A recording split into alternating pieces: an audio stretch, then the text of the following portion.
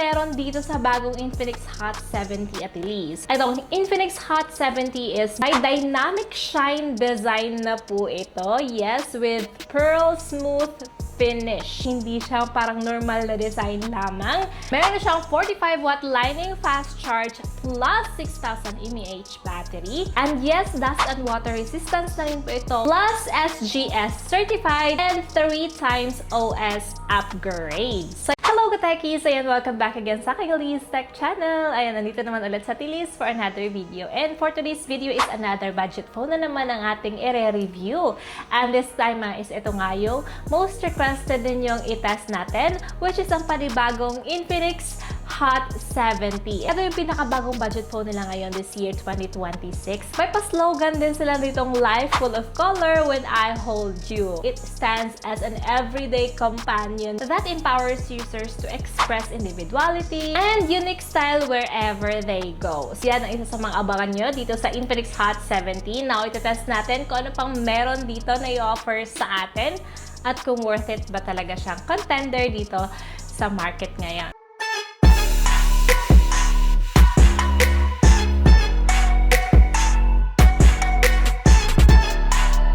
Ayan guys, ito po yung box niya and inside the box is may libre po siyang case. At ayan, ito po yung color ng case niya. Then meron po siyang 45 watt na power brick. At andito na nga ang Infinix HOT 70 guys. And as you can see there, it has a nice dynamic design. Ayan, actually marami tong expressive colorways. May 6 expressive colorways po ito. So, isa na po dyan is etong hawak-hawak ko ngayon, which is the thermo orange. May other colors is lang green for push color, quiet violet, silver dancer, dive blue, and night pulse. Ayan. So, etong thermo orange, guys, what's special about this is meron siyang temperature responsive back cover that shifts shades depending on heat, making the phone a fashion statement. So, ayan po yung maganda sa kanya. At kung makikita nyo po yung build niya in actual, talagang ma-appreciate nyo. Para siya may premium looking design. May 7.49mm thickness na po siya. And lightweight lang po siya. Kasi 195 grams lang po. At ayan, kung mahawakan nyo to sa actual guys, mas mararamdaman nyo itong pearl smooth coating niya that resists fingerprints. Ayan, kaya kahit ilang hawak ako dito, hindi po visible yung mga fingerprints ko. So, yun yung maganda sa back niya na isa din sa nagustuhan ko dito. Andito sa baba, guys, may special button ito. It's an AI feature and it's customizable as well. And then, dito naman, meron siyang speaker grill, Type-C charging port, and microphone. Meron po siyang dalawang nano SIM card slot and, of course, SD card. Expandable po yung external storage ito. So, pwede kayong magdagdag kung makukulangan kayo sa internal storage ito. IP65 splash resistance na rin po ito. And again, as what I have said a while ago, SGS certified drop protection na rin po ito. So kahit ipapungkasin ko to ngayon, is hindi ako mag-aalala na babasag agad siya. Kasi durable po yung body nito. Basta wag lang sa rocky na areas. So, titingnan naman natin yung display niya kung maganda rin ba. So as we turn on, and ayan guys, as you can see, ano po yung display ni Infinix HOT 70. Ayan, meron po siyang manipis na bezels at doon sa baba naman is meron siyang manipis lang din na chin. And medyo malawak na nga rin siya, no? Kasi 6.78 inch na po yung kanyang screen. 120 Hz na rin po yung kanyang refresh rate dito. So, IPS LCD lang po yung screen display niya. Ayan, habang nag-scroll tayo, smooth naman po yung experience natin. And sa napansin ko rin, marami na po siyang pre-installed apps. Ayan. Then, yung nits peak brightness ito is 700. Okay na rin to kahit outdoor kasi makikita nyo pa rin yung display niya kahit exposed siya under sunlight. So, ayan, in fairness naman, for my initial experience, wala naman ako na-experience na lag dito sa kanyang screen. And smooth naman siya. And kahit marami na akong apps na inopen dito, hindi naman ako na-experience ng lag, which is nice.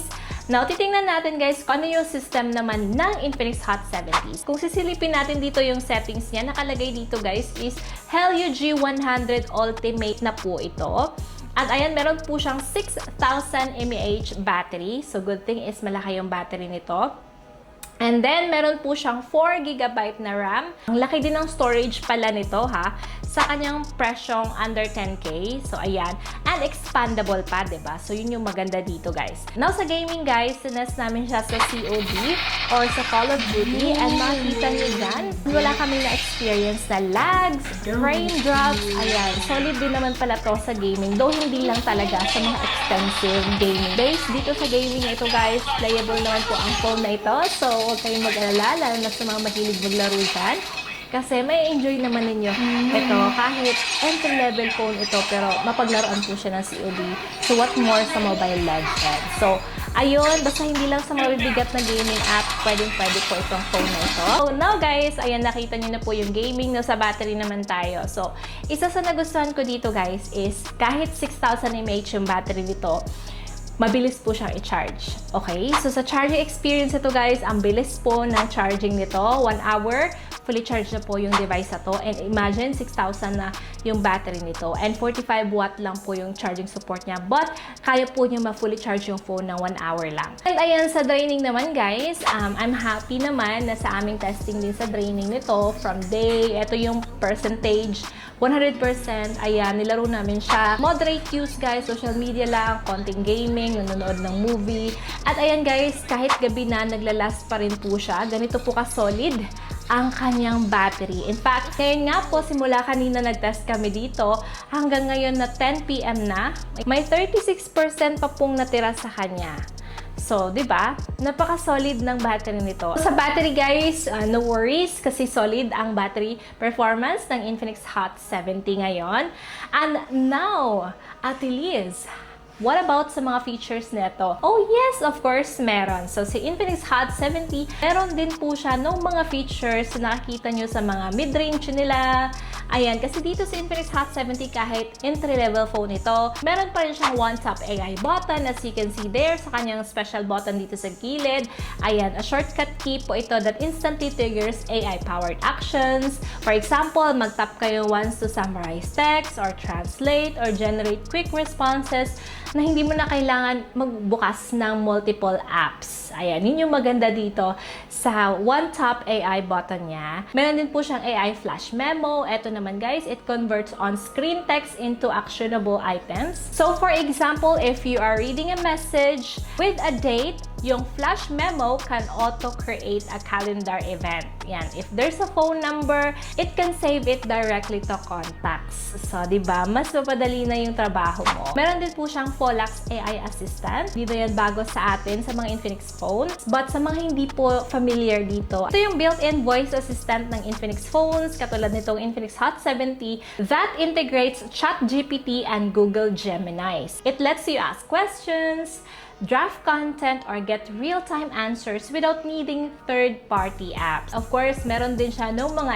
AI eraser. Yes, dito yan sa Infinix HOT 70. Hindi nawawala yan. In fairness, malinis naman din yung performance niya. So, hindi talaga siya 100% perfect, pero nagagawa niya yung purpose talaga niya. May AI extender. Sa AI extender naman, enhances photos by intelligently filling in missing areas or extending background. Kung nakapag-picture ka na sobrang lapit mo, no? Pwede mo naman yung i-edit with AI extender para mas magkaroon ng extra frame para hindi ganun kalapit yung picture mo. Meron siyang AI live photo mode. Yung AI live photo mode naman, it add dynamic effects to still photos, making them more engaging. So yes, na-amaze ako na nandito yan sa Infinix HOT 70 kahit entry-level phone nila ito. So, hindi nila kinompromise din yan. So, ayun guys, ito yung mga AI tools that are designed to make the HOT 70 more than just a budget phone. So, ngayon naman is the camera naman. So, etong sa Infinix HOT 70, meron po siyang 50MP main camera with AI enhancements, of course. And 8MP naman po yung front camera nito for selfies. So, sa video nito guys is pwede kayo makapag-video ng 2K dito, front and back. We tested the cameras guys and see it for yourself. These shots straight out of this Infinix HOT 70 camera. So, kayo na pong humusga. And for my experience, I'm satisfied as an entry level na ganito yung performance ay pinakita niya. Of course, yung front camera, it is decent na rin. Clear na rin siya as an entry level. Ayan, hindi na po siya bad in fairness. Yun lang guys, yung video lang nito, yung medyo nakitaan ko ng downside kasi medyo shaky talaga siya. Lalo na kapag 2K resolution kasi wala po siyang stabilizer. So yun lang po. Kung gagawin mo tong for vlogging phone is hindi ko siya masasuggest kasi hindi po siya ganoon talaga kabongga yung video quality nito. Ayan na guys, nakita nyo na po yung performance ng ating Infinix HOT 70. Sa price naman ito, ipakita ko yung sa screen. Itong 128GB na 12GB RAM, 8,999 na mabibili mo na to sa promo price ng 7,999 sa TikTok Shop exclusive nila. Then yung 128GB and 16GB RAM naman nila, 9,999 is mabibili nyo na lang ng 8,599 sa Lazada exclusive naman nila yon. Now meron din silang 256GB ROM at 12GB RAM. So yan, 10,499 pesos lang guys. At mabibili nyo po siya ng mas mura sa promo price niyang 9,499 sa Shopee exclusive din. And of course, may 128GB ROM din siya and 4GB RAM na may extended 4GB RAM din na nagkakalaga ng 7,999. May promo price din po siyang 7,499. Napakamura na po niyan. Mabibili nyo rin po siya online and offline channels nila.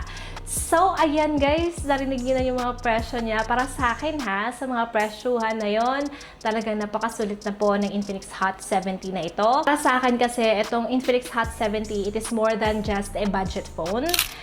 Stylish din talaga siya. So, kung mga mahilig na mga stylish phone dyan, colorful phones, this one is for you guys. And apart from that, hindi po talaga nadidikit yung mga fingerprints nyo. So, hindi po siya too cute and tingnan. And ayun na nga, yung nagustuhan ko dito is yung kanyang standout features, no, na 6,000 mAh na nga yung battery niya, which is long-lasting. Plus, yung rugged durability nito, na kahit matapon mo ito sa floor, is hindi ka mag-alala kasi hindi agad-agad ito mababasag o mas-scratch. Then, of course, yung vibrant design nito, kita nyo naman that it has a nice, vibrant design options. Depende na sa inyo kung ano yung colors na gusto ninyo. So, marami kayong options. And of course, diba, nakita nyo rin yung camera performance ito na napakaganda rin. And especially the rear camera. Na-appreciate ko rin yung rear camera performance ito. But, ayan, to be honest with you, it also compromises the display of this device. Kasi 720p lang po yung resolution nito. So, kung sanay ka na sa mga 1080p resolution, for sure, medyo mabaguhan ka dito sa device na to. And apart from that, again, hindi to pwede sa mga heavy games din. Pero yun, sa mga sinabi ko prior to that, talagang nagustuhan ko yung device na to. Sulit na po ang device na to. Again, nakadepende pa rin yan sa inyo kung ano yung preference nyo pagdating sa phone. At ayun, very important din ha, kung interesado kayong bilhin ito, bilhin nyo na agad ngayon na naka-promo pa sila kasi sobrang laking discount na rin po yan at makakatipid na rin po kayo dyan. Ayun lang po guys, I hope na na-enjoy nyo po ang video na to. Kung may nakalimutan na akong i-share na information about this device, ayan, i-comment nyo na rin down below yan. Ayan lang po, at kung may mga request pa kayong gusto nyo i-feature dito sa channel ko, ayan, feel free to comment din down below. So ayan, salamat po ka-techie sa panonood ng aking video. Don't forget to like this video, share this video to your friends, and subscribe to my YouTube channel. See you again sa my next video. Bye!